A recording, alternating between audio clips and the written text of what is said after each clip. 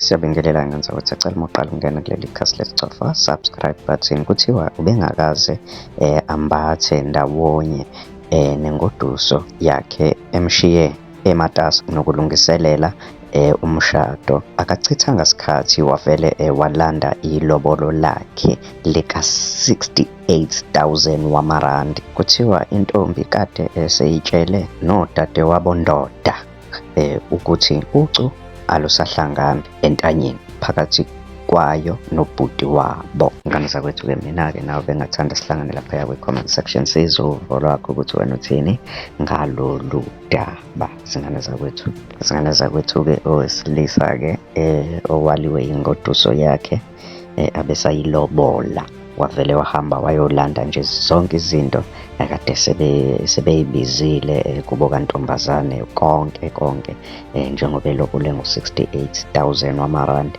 Ngane zakwethu, mina bengathanda sihlangane kwi-comment section sizwe uvo lwakho ukuthi kube isinqumo esihle yini ukuthi lo baba noma lo bhuti ahambe ayolanda ilobolo lakhe kubo kwantombi, ngoba intombi kuthiwa yona ibisibatshelile osisi basemzini ukuthi ucu alisahlangani nobhuti wabo. Ngane zakwethu, asisazi noma ilobolo sekwasebenza ubugebengu. Ulivuma kanjani ilobolo ukuthi kuze kulotsholwe, mase kuqeda ukulotsholwa wena bese uthi umuntu awumthandi? Ngane zakwethu, angazi mina, mhlawumpe-ke ngingafundiswa yinina laphaya kwi-comment section ukuthi kwenzeka kanjani lokho. Asihlanganeke ngane zakwethu kwividiyo elandelayo. Danko.